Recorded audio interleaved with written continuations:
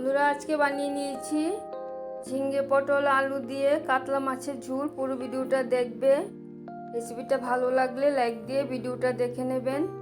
কাতলা মাছের পিসগুলি ভালো করে ধুয়ে নিয়েছি, লবণ আর হলুদটা ভালো করে মেখে নেব। মাছের পিসগুলি ভালো করে মেখে নিয়েছি। এখন ঝিঙ্গে আলু পটল কেটে নেব। দুটো পেঁয়াজ নিয়ে নিলাম, অল্প পরিমাণে আদা নিয়ে নিলাম। পটলের খোসাগুলি চেষে হালকা হালকা খোসা রেখে কেটে নিয়েছি। ঝিঙ্গেটাও কেটে নিয়েছি। আলুটা ধুয়ে জলে ভিজিয়ে রেখেছি। পেঁয়াজ কুচি করে কেটে নিয়েছি। কাঁচা লঙ্কা, আদা আর একটা টমেটো কেটে নিয়েছি। ঝিঙ্গে আর পটলের মধ্যে অল্প লবণ মেখে রাখছি, এক্সট্রা জলটা বেরিয়ে যাবে। এখন আদা, কাঁচা লঙ্কা, পেঁয়াজ, টমেটো একসাথে পেস্ট করে নেব।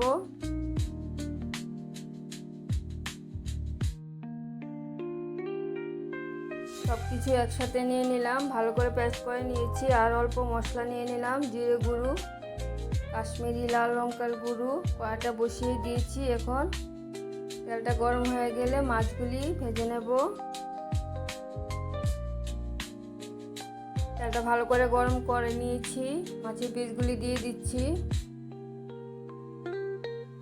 গ্যাসের আঁচটা বাড়িয়ে রেখে মাছের পিসগুলি ভালো করে ভেজে নেব। মাছের পিসগুলি উল্টে দিচ্ছি। মাছগুলিও ভাজা হয়ে গেছে, এখন নামিয়ে নেব।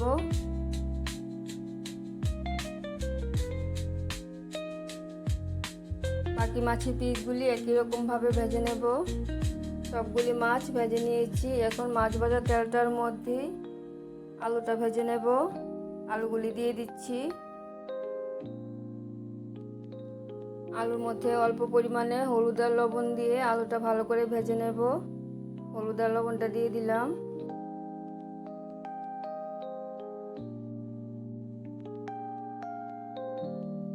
আলুগুলি ভালো করে ভেজে নিয়েছি। আলুটাও নামিয়ে নেব।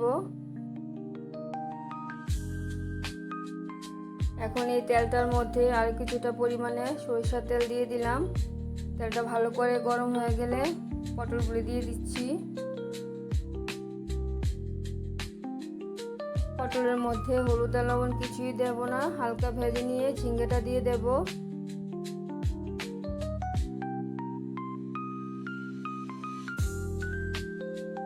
পটলগুলি হালকা ভেজে নিয়েছি। এখন ঝিঙ্গেটা দিয়ে দেব।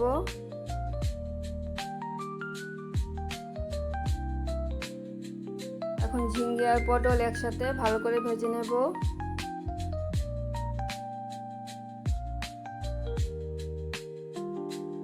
ঝিঙ্গে আর পটল ভালো করে ভেজে নিয়েছি, নামিয়ে নেব।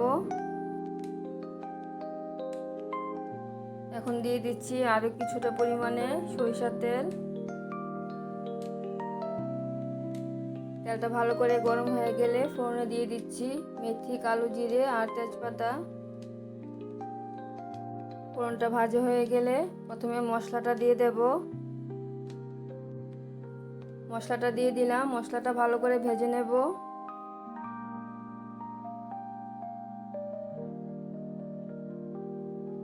মশলাটা ভাজা হয়ে গেলে আদা, কাঁচা লঙ্কা, টমেটো, পেঁয়াজের পেস্টটা দিয়ে দেব। মশলাটা ভাজা হয়ে গেছে, পেস্টটা দিয়ে দিচ্ছি। পেস্টটা ভালো করে মশলার সাথে কষিয়ে নেব।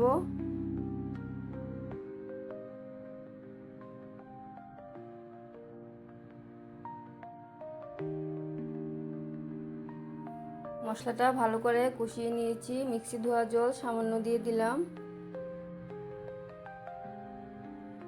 এখন সব কিছু ভালো করে কষিয়ে নিয়েছি। এখন দিয়ে দিলাম লবণ আর হলুদ। লবণটা দিয়ে ভালো করে কষিয়ে নিচ্ছি। সব কিছু কষানো হয়ে গেছে। এখন দিয়ে দেব ভেজে রাখা ঝিঙ্গে আর পটল।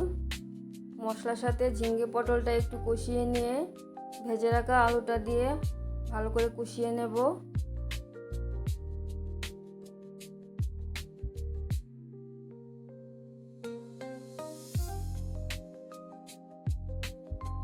মশলার সাথে ঝিঙ্গে পটলটা কষিয়ে নিয়েছি। এখন দিয়ে দেব ভেজে রাখা আলু।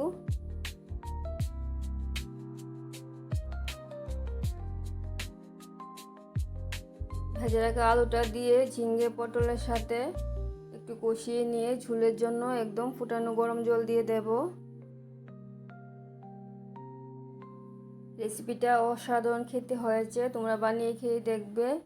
আলুটাও কষিয়ে নিয়েছি, এখন গরম জল দিয়ে দিচ্ছি। ঝোলটা বেশি করে দিয়ে দেব, কারণ সব কিছু সিদ্ধ হতে হবে।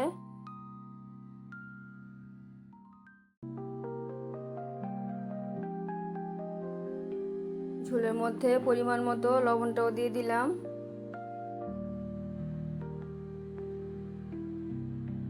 সব কিছু সিদ্ধ হয়ে গেলে মাছের পিসগুলি দিয়ে দেব। আলুটা এখনো সিদ্ধ হয়নি।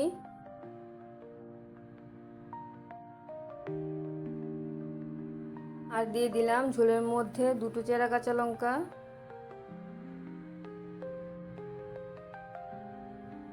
এখন মাছের পিসগুলি দিয়ে দেব।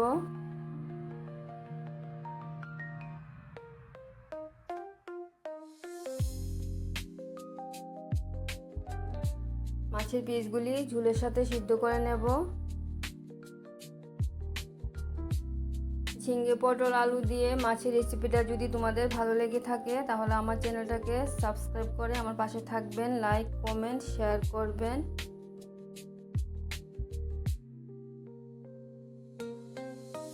মাছের পিসগুলি দেওয়ার পরে ঝোলের মধ্যে আরেকটু লবণ প্রয়োজন হলো, লবণটা দিয়ে দিলাম। লবণটা দেওয়ার পরে রান্নাটা আমার একদম কমপ্লিট হয়ে যাচ্ছে। অল্প পরিমাণে গরম মশলা গুঁড়ো দিয়ে দিলাম। গরম মশলা গুঁড়োটা ভালো করে মিশিয়ে নিচ্ছি। রেসিপিটা দারুণ খেতে হয়েছে, তোমরা বানিয়ে খেয়ে দেখবে। রান্নাটা আমার একদম কমপ্লিট হয়ে গেছে। ঝোলটা আমি এরকম রেখেছি, তোমরা তোমাদের মতো রান্না করে নেবে। আবার দেখা হচ্ছে পরের ভিডিওতে। সবাই ভালো থাকবে, সুস্থ থাকবে। ধন্যবাদ সবাইকে।